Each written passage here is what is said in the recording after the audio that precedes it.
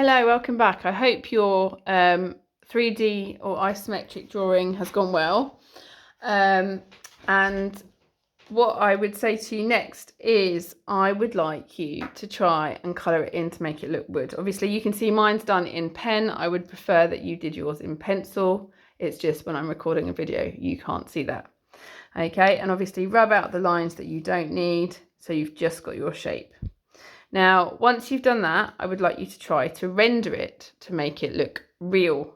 So the way that you do that is you try to colour blend your colouring pencils. So I'm using colouring pencils, and obviously we want it to look like it's wood. We haven't done the graphic design for this yet, but we will be hopefully doing that next lesson, and then we can apply it to our races once they are sanded and fully cut out.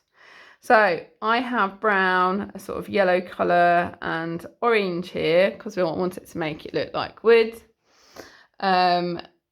So I'm going to imagine that the light is hitting my object where I've drawn my arrow. Hopefully you can see my arrow there. So there's my light. And so at the back it's going to be darker. So I'm going to start off by adding my darkest colour, which is brown.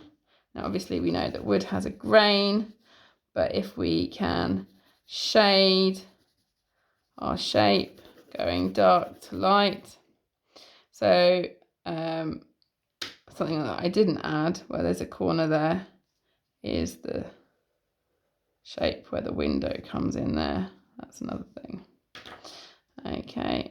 So I'm lightly shading in one direction. We talked about directional colouring in art, and so I'm just doing that. So inside it's going to be much darker, so you can press harder because we know that that's not going to get a lot of light. I think the back is not going to get a lot of light, so we can press harder.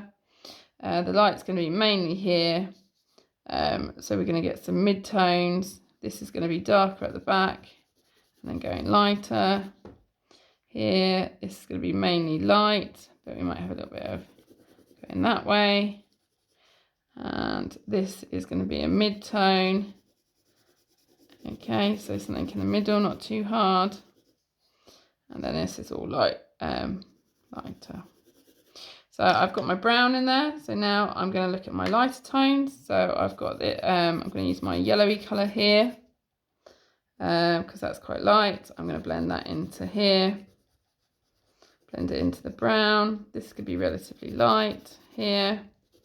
Get some of that going across. This is going to be just quite loosely light. This is dark, but I'm going to get some yellow tones in there. And try and blend that together.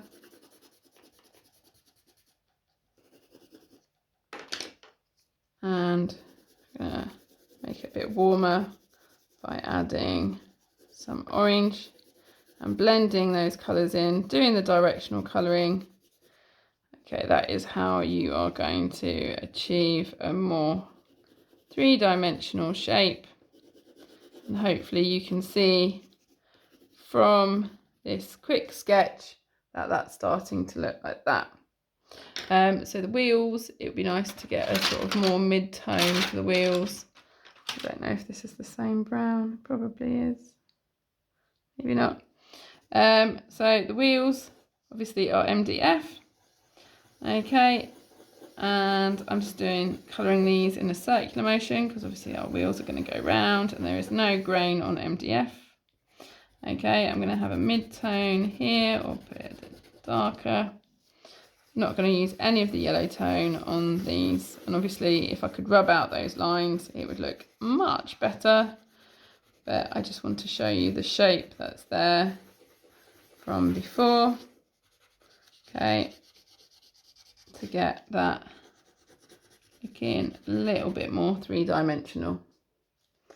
I'm going to add a bit of orange to go, because MDF is a bit orangey brown, to get that colour going.